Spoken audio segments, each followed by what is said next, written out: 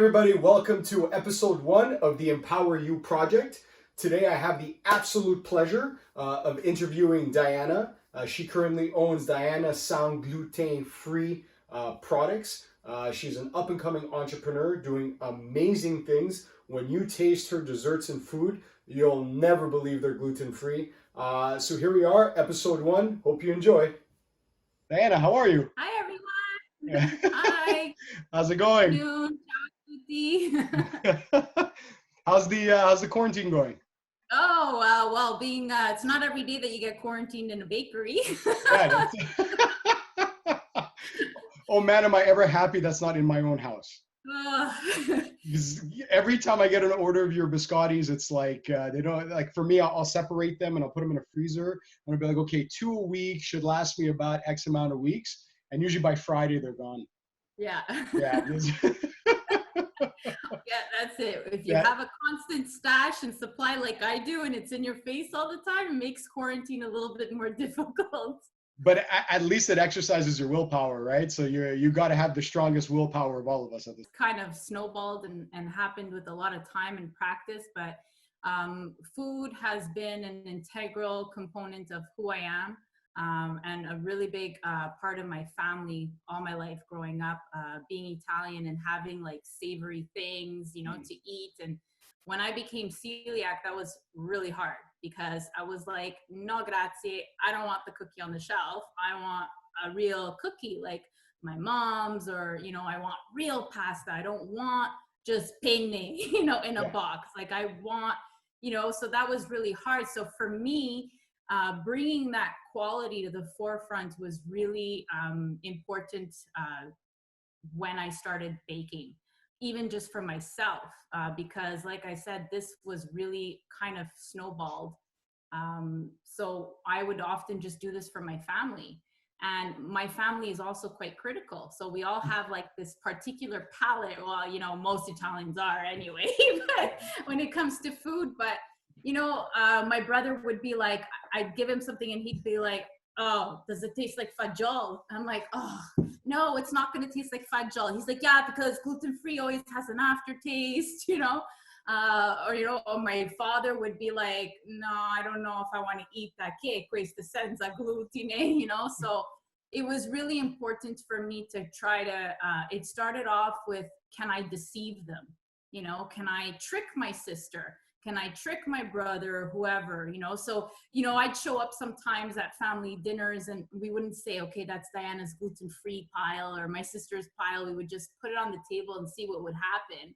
And I knew I hit it on the jackpot if they were like, whoa, what is this? This is amazing. And I knew that I had work to do if I didn't get that reaction. So that's something that I always strive for. Good, like for me, because something is gluten-free or vegan, etc., it shouldn't be taste-free. It should still bring you back that nostalgia, like of something that you missed when you're eating, something that you can't have anymore, let's say. Yeah, absolutely. You've managed even in our personal life to trick a lot of people. We've gone out of our way to all like my future father-in-law and even my mom's fiance. We'll put it on the table, and if they're going back for second, thirds, and fourths, and it's gluten-free, that means that's another level. But what is it that kind of separates your product from like the other bakeries and the other store-bought stuff? I'm happy you brought that up because I'm really picky and I refuse to just put anything in my cookies. And even before I started to bake, when I found out that I had celiac disease and I was reading all the labels to find out what had gluten, etc., I was really shocked by what was in a lot of the products. Really shocked to find out that a lot of it is a lot of sugar and starch. And very few flour combinations, for example. So for me, it was really important to be conscious of what I'm putting in my products, being really careful to have high quality. I could buy, like my products are pretty pricey, and I could even lower it a little bit. I mean, gluten-free is always going to be very expensive, as is, vegan, organic, all of that. I could use just any generic chocolate, that's gluten-free. There are options out there. It's that I don't like those options. I don't like the taste. Certain flours that I use, I refuse to use certain brands or combinations because I just find that they give a poor product. So I think what really stands out with me is that that's important, what you put in. And that to me is also essential to being Italian. When somebody says, what is Italian cooking?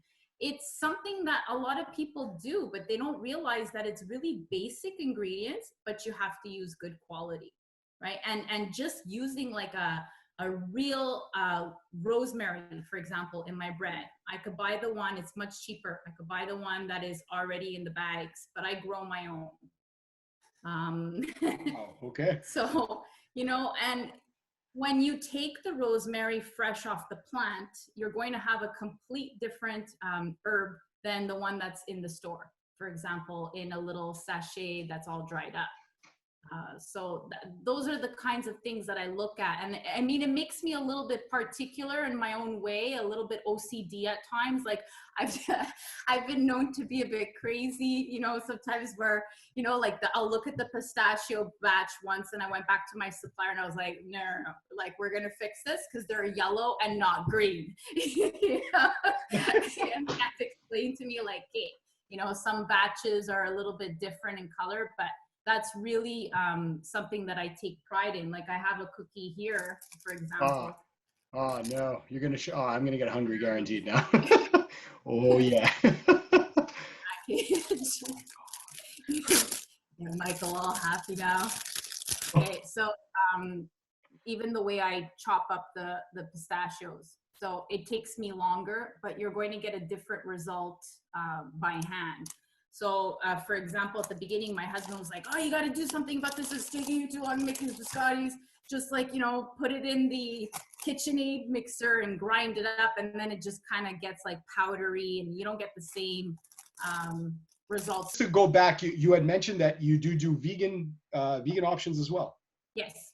But for my own health and even some of my family members, like I do offer options that are dairy free because more and more people have, in addition to the gluten intolerance or celiac disease, have this dairy intolerance or just choose that lifestyle. Yeah. But what I do, I think I have, and I have refined sugar-free options. I don't like to follow trends. So I won't do something because it's out there and it's the next health thing to do, right? Like I'm not going to go and turn all my desserts into desserts that have stevia, let's say. And it's not to say that there's anything wrong with these products, but I'm just not going to do it because it's a trend. So if I offer something, it's to be able to give a client choice, to be able to cater to their health needs, and also what I try to model myself, what I can and can't eat. I like that. That's very good.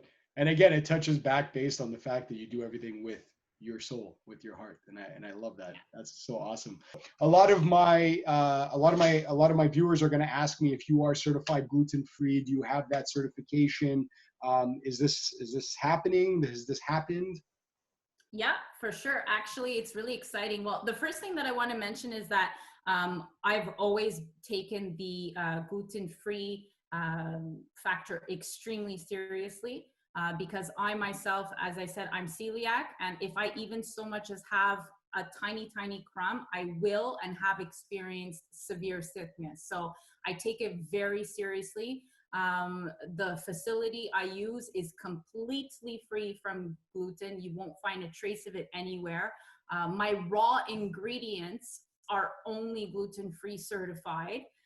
So they have that stamp, which is also, of course, hikes up the price of things. But I know that I have to, if I'm going to call myself gluten-free, because there's gluten-friendly and then there's really gluten-free. So I know that I have to really be safe with my clients and offer that. And even for myself, because otherwise I can't even taste it. The other thing though, that's really exciting and fairly new is that I recently received my gluten-free program certification. Wow. Yeah. And actually, I'll go above and beyond and say that I'm one of the very, very few people in Montreal that have this certification right now. Many restaurants don't even have it because they can't possibly, it's really difficult for them to offer both a gluten dedicated area and one that doesn't have to cater to that. So this certification basically gives you, I need to complete the audit. And the reason why it actually hasn't been completed is because of COVID. Unfortunately, we were scheduled to do that the first week of April. So that's the final thing that I need. Everything else is complete. So I have to wait till the quarantine is lifted so that they can come and inspect all my ingredients, etc., and ensure that along with the rest of the certification that I am offering a gluten-free dedicated space. Oh, that's fantastic. That's great to hear. Congratulations on that. That's so awesome. So besides your biscottis, I mean, I have tasted your tortellinis, which anyways, I'm not gonna get into that. It just gets me excited to think about it. Just so the viewers know, you do offer more than just desserts. Yes. So right now, the big thing that everybody wants to have is the bread. Word is going around that my bread is really good. So it's a rosemary olive bread, but it's like a loaf. It's a very rustic bread. And I have other flavors too, sun-dried tomatoes, onion, radicchio. I even made a walnut chocolate. So I've been having fun experimenting during this quarantine. So I do offer bread, toast, pasta. I have amaretti cookies. I also have cakes, but I'm not the person to go to if you're looking for like a cake turned into like a cat, you know. It's not a cake boss thing here, but it's rustic. I will decorate it as best as I can. It's always very rustic looking, but I can promise that the flavors will be there for sure. Yeah, I just so everyone knows, I had Diana bake me a cake for my uncle's birthday that I celebrate every year since his passing, and she did me the traditional Italian cake. Wow, gluten-free, by the way, and it was just like Diana, like it was like I got it from the bakery. It was, we were all blown away. Like everybody I passed the piece to it was insane. So apart from Facebook, is there any other places that your clients or future clients would like to come and browse your products, or do you have a website? Do you? Yeah. I have a website, and it's www.biscottidiana.ca. And actually, you can order directly on the website as well. So there's a little shopping cart where it prompts you to put in your name, email, and message. And in the message, that's where you would put in your order. But a lot of people are also happy to just order directly via Instagram. I get a lot of orders through that. That's the one that I keep up with the most as well, you know, because it's easy to put up your posts. There's also Facebook, or even just calling me directly on my phone line. So there's 4 different ways that people can order, and I'm pretty like open to all of them, whichever one works for the client best. Fantastic. Yeah. And so for everybody, we'll have everything listed for you below in the comments. So you'll be able to just click the link, and you're going to be able to set your orders for Diana. I also heard, as a side note, that you do the midnight tables at weddings too. You're offering that service as well. Yeah. That's another new thing that I have just started. Actually, some of the weddings are postponed now, but that's okay. We'll get back on track. Everybody will have their special day, not to worry. But that's something I'm really excited to bring is biscotti bars. So with all my different flavor biscottis, or even amarettis as favors. So that's definitely something that I'm offering to future couples for their special events, or just any event in general. I can almost assure you that as my girlfriend Rosie is watching this, she's almost going, in the future, check. Okay, Biscotti Diana at our wedding. That's almost a guarantee. Oh, it would be a pleasure. I would love that. Introduce you to someone, Michael. Yeah, absolutely. Hi. How are you? Bella. I'm good. Hi, Bella. How are you? I'm good. You're good? Do you like Mommy's biscotti? Yeah, they're good. Hey, which one's your favorite flavor? The white chocolate and Oh, because you're looking right at them. That's why. You're so lucky you have them right in front of you. Hmm? And who makes the best pasta? My mom. Oh yeah, I second that 100%. She doesn't even answer Nonna anymore. Mm. Oh boy.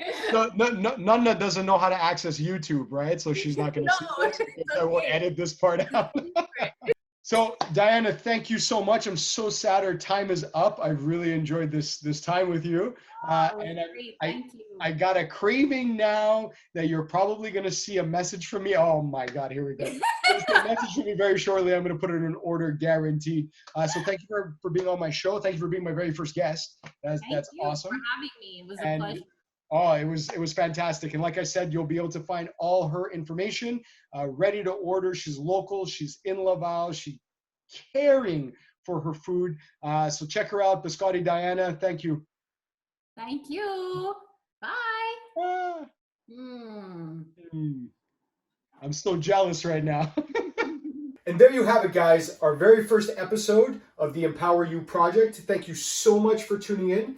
I hope to see you guys in the following weeks. We will have different types of people with different types of businesses and accomplishments.